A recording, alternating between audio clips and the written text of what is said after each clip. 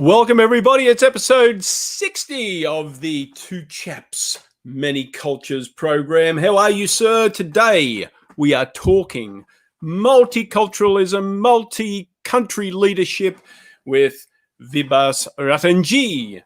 Stick around. Can't wait.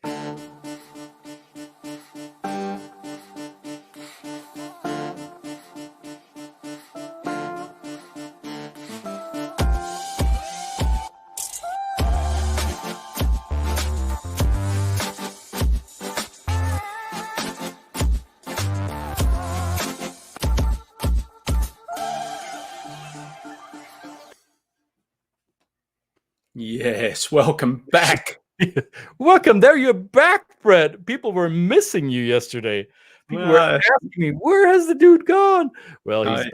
A day off. I had a day off. Thank you very much to everybody who sent messages. Everything is good. These things happen, family and, across the globe. Global families, we're a long way away from our families. And when things happen like this, then, we take our time off. I encourage everybody to do that. This is why I have a good friend and co-conspirator in Christian, who knocked it out of the park with our good friend Lena yesterday. It was great. I made do with what I had. Yes. Made do. So humble. You're so humble, which is unusual for you, especially when it... I don't need any of these praises. Oh, stop it. Stop it. That's right.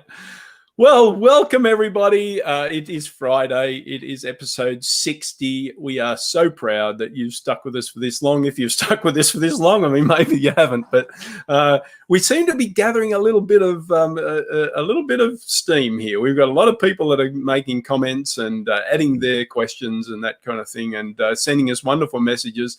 And I seem to be running into people who seem to know who we are when I haven't met them before. So that's an indication that we're seeing. Yeah, that is something that I think is quite fascinating. It happened with our guest that we have today. And before we bring the gentleman on, I want to say a little bit how this came about. So I would say about a year or two ago, I stumbled upon an article that he wrote for, I think, his company blog, and you'll find out about this in a second. And I thought, this is an interesting perspective that I hadn't come across yet, and I like this guy's point of view on this topic. Let me find out who he is. So what I do typically is I go on LinkedIn and I stalk people. And who is that guy? Oh, he works for Gallup. Okay, and he's in looks like the job description looked like in a fairly advanced position. But well, maybe I'll just send him a connection request and I'll drop a line with it. Say, hey, read this piece. Would love to connect if you see value in it. And he sure did. And at some point, just maybe a week or two ago, he texts me on LinkedIn, mind you, say, hey, I've been watching your program. I think I have something to contribute. I was like, yes, this is how this is supposed to work. That's right. I love it. Well, let's bring him on. I mean, your tension is killing me. Yes. Vibhas, welcome, sir. Hi. How are you? Welcome, Vibhas Ratenjee. I still hope I'm pronouncing your name correctly. And I said you work for Gallup. Now, as I told you in the green room, when I say, well, this gentleman works for Gallup, and you know Gallup, all I know is, isn't that the company that does these surveys and market research? What is it you guys do? That's an interesting question. So every time you think about Gallup, you think about the Gallup poll and the opinion polling we do. You think about the presidential approval ratings we do. So, every president has always looked at the Gallup poll and the Gallup number to see how they're doing. That's less than 3% of our revenues. Most of our work is actually in the area of organizational development, employee engagement, leadership development, succession management. So these kind of more HR strategic areas, besides our customer business, which is all about customer experience. So CX is a big element of what we do. Customer service development, culture development. So a lot of work around culture as well. So we still do a lot of polling. We do it in 150 countries, but it's more on issues like well-being and social issues and so on and so forth. Not so much the rat race of who will win the presidential election. Anybody's guess who that might be this November. Well, can you do? Oh, can we get you to do a poll on who's the better host on this show? Maybe we should do that. I think it's probably going to be a 50% split. I'd say. I don't know. In this Say Gallup poll says it's 50-50. Well, okay, we'll give that up. I'll take that. Well, I'll call you offline later, Vibhas. We need to manage the polling methodology. We need to have a better result here. So I want to share with everyone who's watching this live or via the replay. So as you check the comment section, you will see a link to the Gallup website, and it is one of the articles that Vibhas wrote many years ago. This is an article from, I believe, 2015. So this is 5 years old, and I think it's still fairly current. Wouldn't you agree, Vibhas? It's about global leadership in a ever-changing global economy. I'm paraphrasing it very loosely. Yeah. So this seems to be one of your favorite topics. How do you lead in a multinational, multicultural environment? What are some of the things you learned throughout your career and your personal story that led to this? Yeah, so there are actually two articles. So one I wrote in 2015 for the Harvard Business Review, which was around a massive study we did in Southeast Asia. That's where I was living, in Singapore. And we interviewed about 70 CEOs, and the idea was to try to understand what made them successful. And so that was that study. And then I've been writing on global leadership, and maybe that's the article I think you read, Christian. But I think what's been very interesting for me to research and understand is what makes leaders successful in Asia. Not necessarily Asian leaders, but when you think about the complexity and the messiness of what Asia is, the range of experience, the range of cultures, what does it take to navigate a culture like that? Whether you're an Asian or whether you're an expat. And so there's been some interesting learning. So one of the biggest learning I think we found is that you can push leaders into cultural sensitivity training and they learn something, but it's no substitute for active on the ground kind of immersion into a culture. And I think if that happens early in the career of a leader, so I'm talking about a key experience. Let me just talk about this a little bit. So when we think about leadership development from Gallup's perspective, we talk about three components. We talk about talent. That's who you are, the kind of your innate talent, what makes you a great leader. And then there's experience, which is the experiences you've had, not how many years of experience, but the specific experiences you've had that has stretched you, that's pushed you out of your comfort zone, that's made you the leader that you are. And then there's development, which is, classroom training and getting a coach or getting a mentor. I've learned that talent is important, but those experiences, that's the way to develop a leader. So when I was pushed into, I'd say about 15, 16 years ago, my company decided that I need to, spend some time in Bangkok, Thailand. I needed to work on a couple of key clients there. I thought that's interesting. It's a great opportunity. I had no idea what level of adjustment I'll have to go through. So when I reflect on it now, it's like that is such a crucial set of experiences I had. It's that navigating that cultural adversity. And you can't do that if you're, what I call a parachute expat. You kind of come in and come out. And you think of that international assignment as a CV filler. Like, hey, I got this. I worked in Bangkok and I worked in Singapore and all of that. It's those lessons that you learned that stay with you and that you apply. So my big area of research has been around key experiences, how experiences drive leadership, growth, and performance.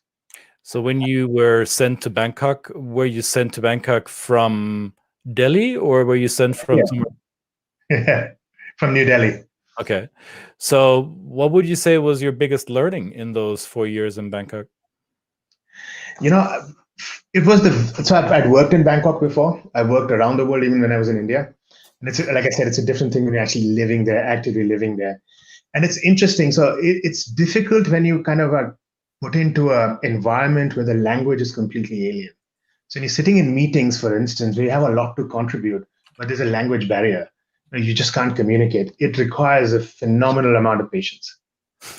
So I'd say what I learned the most, which just stayed with me, are two things: patience and the ability to speak slow. I know it might sound trivial, but I think it's made me, and I've got these spidey senses now. Every time I'm more appreciative, I'm more patient with people, and I think I do more to listen. I think an expat assignment helps you create that listening skill more than anything else, because you want to be able to involve people, you want to be engaging people, you want to be listening to people. I think that was great for me for Thailand.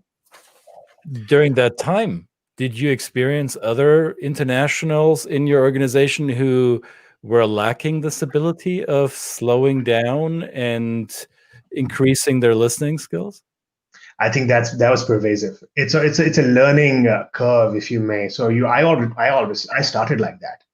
Being an Indian, we tend to talk fast, for instance. So you had to really put the brakes on. Like, hey, hang on. Or you've heard of the argumentative Indian, right? So like, let's get into an argument. Let's really get into the meat of the matter. And I think there were quite a few. It just requires the time and the experience and being intentional about practicing listening. Then I think really that is something that most expats need to learn. Right. Most expats kind of come in with a mental model of, well, I'll give you an example. So there was part of our research that we published in the Harvard Business Review. I think being cultural experts, you would have heard of the phrase saving face. Yes. Yes, it's part of every cultural sensitivity training, saving face. So we talked to 70 of the best CEOs in Asia, and they said it's not about saving face. It's about showing vulnerability. So these leaders were okay to say we are not the hero leader, and the Asian leader sometimes is the hero leader. I know everything, and it's the cult of personality. It's funny in Bahasa Indonesia, the word is kultus, which is nothing but a cult. You think about the cult of personality leaders that have emerged from Indonesia, like Suharto and Megawati, strong leaders, I have all the answers. And I think a lot of these leaders are fantastic. 70 of the most high-performing executives are saying, no, I don't have all the answers. That's why I rely on other people. So I learned this, that, some of these leaders have that kind of ingrained, they do better in multicultural settings. And not everybody is, I think, set up for a multicultural. Those who have this innate sense of curiosity. Yeah. The curiosity is key. I did a whole week global leadership course with a friend, Joyce Osland, and that was a repeated message all the way through. We had speakers that came in. It was just one of I think the three key things was always curiosity, the yearning for understanding the people around them, what made them tick, what motivated them, so that you as a leader could basically use those skills to do what they wanted to do. Be motivated, lead in an effective way. That was the constant message, curiosity. That word kept coming up all the time. Yeah. You mentioned the HBR article, Vibhas. So for those of you who want to read that, I posted the link in the comment box. So this is the HBR article that Vibhas was referring to. Now, when you said, Vibhas, that vulnerability as a leader is the quality that allowed many of those that you polled to be successful, how did you also measure how easy or difficult it was for leaders from different parts of the world to develop that level of vulnerability? So if I'm sharing a story from my native culture, I'm German. So we, at least in my generation, we are not really taught, or it's not modeled to us to be vulnerable. It is modeled to us to be expert and competent and credible and show expertise. So vulnerability would violate that vein of quote unquote perfection. So it for me, it's a learned behavior, and I'm still practicing it. Have you done any measuring around that as well? Yeah. So those conversations we had were qualitative conversations. Those were interviews. And during those conversations, the 70 CEOs that I talked about, all of them mentioned that this is important, but very difficult to do, because there's a socio-cultural context of being in Asia. It is expected for you to have that command and control kind of way of leadership. If it's anything else, you consider a weak leader. So that I think was interesting. But I think the key, something that Beth mentioned about being intentional about curiosity, I think that's important. So a lot of these leaders said they intentionally were curious and they intentionally wanted to kind of understand more. And I think there's a difference between curiosity and kind of superficial curiosity. I'll give you an example. As an executive that I was coaching about 6 or 7 years ago into a new kind of global role, moved into Singapore at that time. And when I talked to him about, curiosity and what he's doing, his answer to that was, you know what, we had this Bollywood night for all our Indian employees, and we had this Indian food that was amazing. Culture is more than food and Bollywood for Indians, or cricket, right? but but I think that's the key. If you really want to understand another culture, spend some time with that individual. Ask them questions about what are your aspirations. What does great look like for you as an individual? Mm-hmm. Let's treat that person as an individual first and foremost, Mm-hmm. and then think about the cultural context. And you can ask questions that get you deeper into understanding the person's background, what high point experiences they had, what they value about family, rather than saying Indian, therefore Bollywood, Mm-hmm. or Chinese, therefore red envelopes, or whatever, I think and a lot of these leaders are being very intentionally curious about different cultures. I think this is the operating word here is intentional, right? So I think Indian food night and Bollywood night can be a start for those who struggle with taking the first step. I think that can be a start if you follow it up with intentional curiosity and say, tell me more about why is it you cook the food this way, or what's the reason behind preparing it this way, or what's the cultural backdrop for that narrative that we're seeing in this particular movie. So then you can add texture to a superficial understanding, right? I agree. Yeah. I think that's really critical. Understand the person first and understand their culture. And I'm emphasizing understand the person first because at Gallup, we have this approach called Strengths Finder, which is essentially what are your strengths? Mm-hmm. Not what are your weaknesses, because we're a positive psychology-based organization. And strengths is the great equalizer in many ways. So if you have a certain strength, culture doesn't dictate that, you dictate that. It's who you are as an individual. Mm-hmm. So what we're really saying here is that when you think about diversity, equity, and inclusion and belonging now, which is so important, I think a lot of that has to value the individual first, because that is everybody's equal, right? And then you can say, well, if you're Hispanic or you're Asian and so on and so forth, that's a second layer of one person's identity. And I think that's so crucial. Your identity is who you are. And then what's laid around it is your cultural identity. Start with the individual.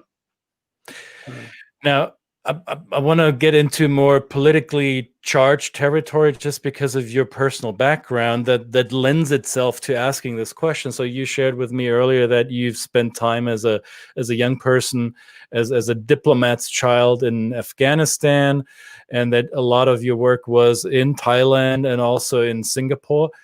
And now you live in Southern California. So being a Ratanjee and being a male and being of a certain generation and being from Delhi, was being you, the individual, was being you different in Bangkok, in Singapore, and in LA? And how is it being an Indian male in Southern California compared to these other locations that you spend time in?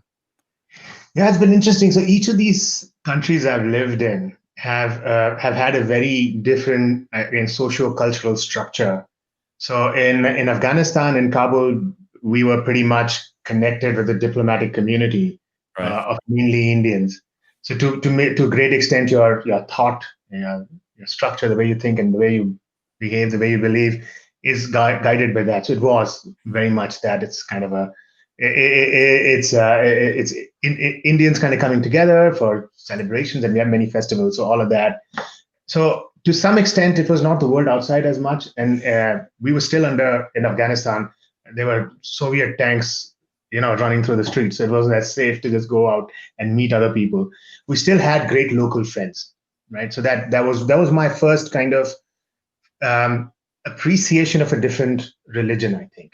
when I think about Islam, that Mhm. was very important for me to have had that experience. Right. Now, India has a very large, Muslim population as well. Mhm. But then again, in India, that's different pockets, Mhm. So that was great. That was fantastic. And spent time in India, of course, when I came back.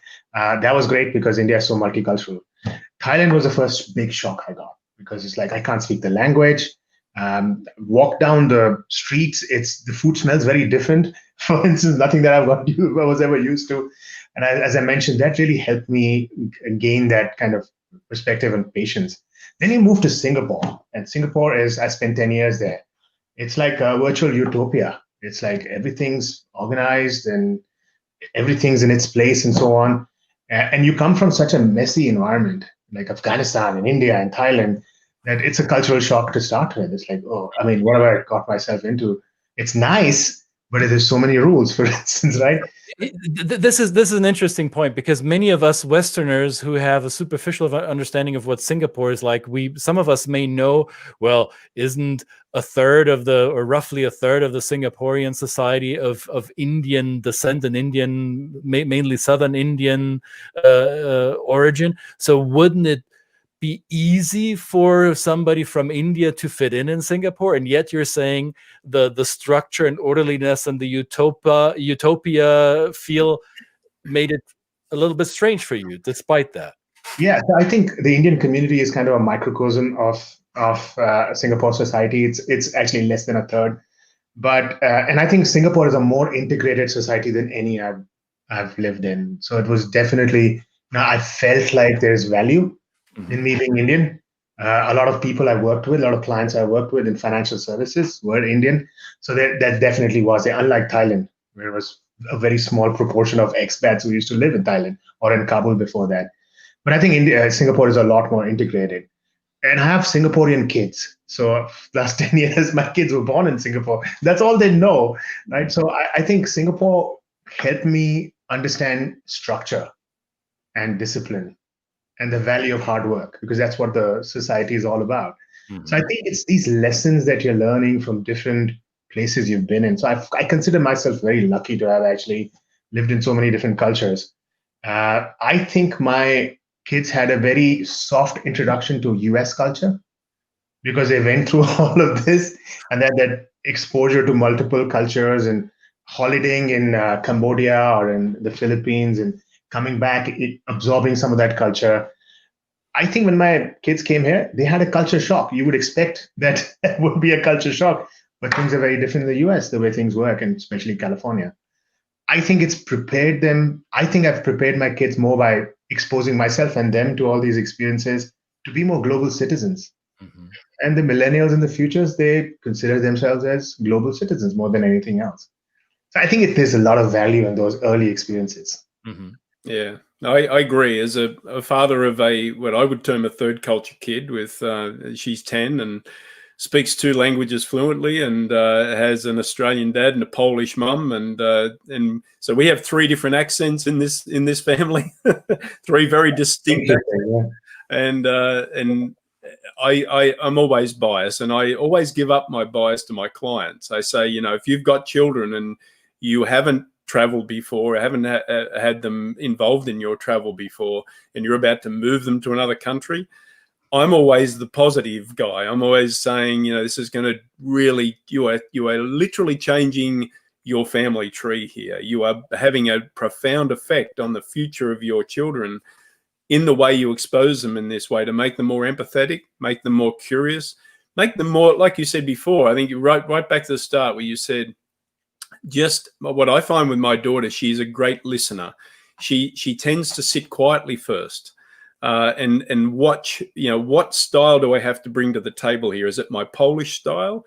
Or is it my Australian style? Is it my American style? Is it the precocious side of me? Or is it so there's this kind of sense of just feeling people out, being curious and understanding first. And I think that, to me, that's something that children will never leave them and will really serve them well in this global world as they move into leadership, right? And Brett, I'm really hopeful for this global world. Yeah. No matter what's been happening in the past few years, globalization is a force that will never die. Yeah. And I think that's And we are going to get flatter. We are going to get more and more global, no matter what kind of boundaries are put in front of us. But I think somewhere there, when I'm reflecting on my work with leaders, it's sometimes you work with somebody in the US and who doesn't really work in any other country or doesn't manage teams or work with other people. You still need a global mindset because it's an interconnected world. Yes. You still need to understand and have that exposure. So global mindset is not only for expats, it's for everyone in this hyper-connected world. Thank you for saying that, Vibhas. And I mean, you are in a way a third culture kid already, because you already benefited from the travels that your parents took you on. So you're passing it on in the second generation to your children. Now, how has it made you a different leader today? So if you look at the way you work with your peers in your organization or with your clients, how is that different today than it was maybe 15 years ago? Or how is it different compared to other leaders that you've done work with that are less globally minded? Yeah, I do think that a lot of organizations are investing in more leaders becoming more globally minded. I do feel that we've become, from a thought perspective or a feelings perspective, a lot more global than we were, let's say 15 years ago. Just in terms of people who had the opportunity to travel. I think that's a key one. The first opportunity I had to travel outside of my home country, of course, I was in Afghanistan before, was to China. That just shook my world. And this was right before, I think this was in 2000, perhaps. And it just completely shook my world. It gave me such an understanding of kind of, you think about that frog in the well, you don't know what the world looks like outside. And that one was incredible. Now, one thing I do worry about is opportunities for this kind of global exposure. In this Zoom world that we live in, I think the opportunities are going to be fewer. I think there's a rapid expansion on global exposure over the last, I'd say, 5 to 10 years. Like more people traveling outside, more people being exposed to other cultures. I think with the Zoom culture, and I think this is going to start with travel stopping and fewer executives going in and to other countries, for instance, to see how the business is doing. That is going to be a challenge. So I think leaders, even though they're becoming more globally aware, will need to work harder to be able to connect through a screen, to connect and understand the other person's perspective, their values, their beliefs, their culture through the screen. And it's difficult. So wherever they can, executives, I advise my executives, if you have people who live halfway down the world, in India or in Europe and all of that, you've got to make an extra effort to connect with them one-on-one, to coach them one-on-one, to ask the right questions one-on-one. Right. And the questions are not related to business necessarily. I think it's what do you value the most? Tell me about a high point experience you had in the last 6 months. These are what are called appreciative questions. Mm-hmm. And it's positive, it's energizing, it's curious. I think leaders need to do a lot more there to be able to do it, rather than saying, well, too bad, I can't make that trip I was planning to Asia. Let's just see what happens. No, still connect more frequently than you were before. And it what you said validates what I've been saying since the start of this pandemic is, even especially now that travel is restricted and our one-on-one exposure with quote unquote otherness is limited, that makes it even more necessary for us to expand our communicative toolbox in order to be able to relate with the limiting tools we have at our disposal right now. If it's only Zoom or whatever tool we use, that restricts our full body communication, right? So we need a full box, a growing box of tools enabled to efficiently communicate with each other across borders. And I want to applaud you for it. Almost sounded like a throwaway line, but I want to recover that and underscore it. Globalization isn't going away, no matter how much our political leaders want to restrict it or how much we wish it were different. Whether we like globalization or not, it doesn't really matter. There's an article in the same publication, HBR, Harvard Business Review, written by Gianpietro. What's his last name? Gianpietro. I'll find it. I'll post it in the comment box.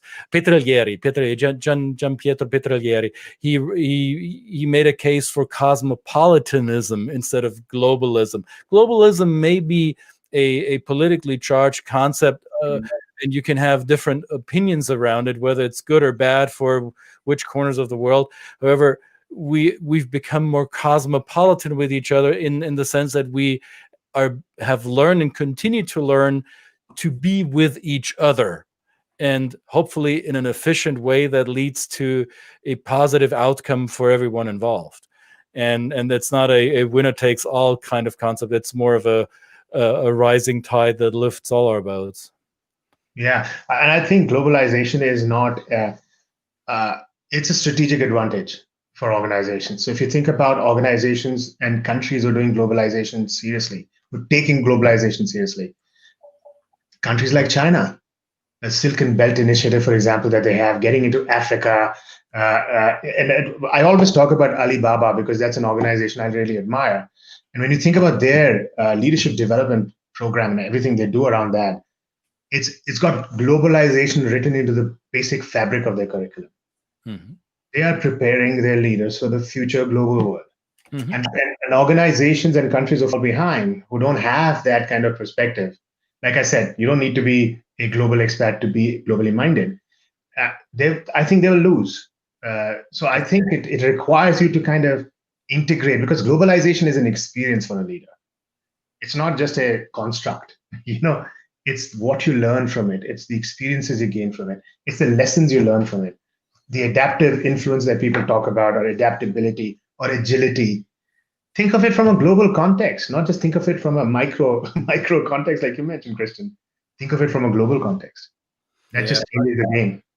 In my local community here, we have a lot of diverse communities within it. Mexican, South Asian, Korean, Polish, just in this small kind of city. I live outside of Chicago. Now, I tell people that here's an opportunity for even the local business to understand and learn about the global community and to learn about the different maybe cultural influences of the customers they have. Otherwise, they're missing a whole wonderful pool of customers and clients that will do business with them if they don't kind of at least be curious about what is it like to serve a Korean person in a retail setting. I come from a retail background, so I'm always cognizant of wanting to encourage this knowledge about interacting with a Korean might be different than a Polish person, right? Very different. And then if your associates, if the people that are working for you in that in that retail store are not aware of that, don't have some type of training, I think you're kind of missing out on a whole great field of opportunity. So therefore, just in this little retail store in a suburb outside of Chicago, you can live a global life and be curious and take advantage of it. And Brett, maybe a lot of organizations who have D&I initiatives, maybe they should make them curiosity initiatives or curiosity and respect initiatives. That makes a lot more sense than a program. You need to change behaviors. It's not about a program. And that's where, curiosity, respect, acknowledgement, appreciation of the individual and the culture, that's the key. Yeah, we had a couple of years ago, we have our local city has their meetings online. They stream them on YouTube. And I was devastated to hear one of our local aldermen, or whatever, I think they representatives, say they were concerned about the amount of, how did they put it, or culturally specific stores, businesses coming into bed. So South Asian grocery stores. And they were concerned about this. And they wanted to know, why are we allowing so many of these? And I thought to myself, well, I love my Indian grocery store. I love going there. Now, I don't understand half of the stuff that's on the shelf, but I go there because the lady who's there is always willing to come down the aisle with me and say, have you tried this particular spice? It goes well with, this meat. And I've discovered so much is that I think that, opening up these specific stores are an opportunity, not just for the community that they intend to serve, but also any other people that from another community who walk into an Indian grocery store and go, this smells wonderful. Like, this is great. Maybe I can cook Indian food instead of having to go to an Indian restaurant. So that was kind of like, I thought, wow, what a disappointing statement for somebody who is in a point of leadership. in a community to be concerned about culturally specific stores and businesses opening up. I think it's an important part and would add to the diversity. I agree. Yeah. Well, I want to lead the two of you down one certain path before we close it out for this week. I know that Vibhas and Brett have a shared interest, a shared athletic interest in which I have no knowledge whatsoever. So who's got the better cricket team, India or Australia? Get into it. You're opening up a can of worms there, Christian. Yeah, come on. We haven't got all day here. No, look, I have a great deal of respect for the Indian team. They're one of our global rivals. It's always an exciting competition between the Australian and the Indian team. Yeah, I think wonderful. Brett, Christian, Australia was an early superpower, but the balance of equation seems to be changing a little bit. We're getting there. So it boils down to how many championships you won, and Australia definitely has a supreme edge over India. But we're a young team and we're kind of building superstars and doing really well, working well as a team. I think not for the first time, but I haven't seen an Indian team so tightly knit as they are right now. And I think they're a global superpower. If you think about the Indian cricketers, it's just like Bollywood. You know, they're some of the most highly paid cultural icons. Oh, yeah. You know. Yeah. So that's that part of cricket is a big part of Indian culture. I just actually saw. I don't usually watch TV, but my family are gone at the moment, so I kind of thought I'll flick the TV on, and I found a documentary about the Mumbai Indians, and it's a great documentary about the back office part of cricket, but it is really a great cultural insight into just what a sport can do for a community and for a culture, and how people, it is a religion. It is another religion. This is a game that is in the hearts and souls of many Indian people. And I don't even think that us Australians have it to that depth, but we have it pretty deep, but not as deep as Indians. So I always appreciate watching the passion in that. And I think the structure of what's happened in these higher profile forms of the game and in India, and it's brought the profile of the players and elevated it even more than it used to be, is a good way. What I found in that team, because they're bringing players from all around India to Mumbai, I found there's a lot of discussion in this back end office about we all come from different regions, we all speak different languages, we all eat different food. Even in the professional sports arena, people are learning, having to be curious, having to be understanding of people's differences. And I think it's a great metaphor for culture. So, just to explain to Christian, a league, we have a league called the IPL in India. So you think of an average team, to Brett's point, they're from different parts of India, talk different languages, very different culture. And then you throw in an Australian and throw in a Kiwi and throw in a West Indian, because they're international players as well. That's a perfect multicultural team led by a leader who could be an Indian. So you have a Mumbai Indians or a Delhi Capitals who might be led by an Australian. And that's incredible. When you think about a study of multiculturalism, Brett, that's a great study in multiculturalism, is an IPL team. Absolutely, yeah. A lot of the coaches on the Indian Mumbai team are Kiwi and Australian, and they're like, well done, mate. Good on you, mate. Like all this kind of thing. And these young Indian kids are just going, well, I mean, you might want to turn off the Aussiness a little bit. Anyway, thank you so much, Vibhas, your wonderful insights, and it's been an enjoyable chat. We should do this again. This has been a lot of fun. Thank you so much. Thank you for having me on. Thank you, Vibhas. Thank you, everybody. Follow us, subscribe. Anything you can do to we're not begging you, but we're telling you. Come and connect with Vibhas and reach out to him. I'm sure he'd be he's a wonderful, generous person, and we look forward to seeing you again next week. Have a good weekend, everybody. Have fun. See you later. Happy weekend.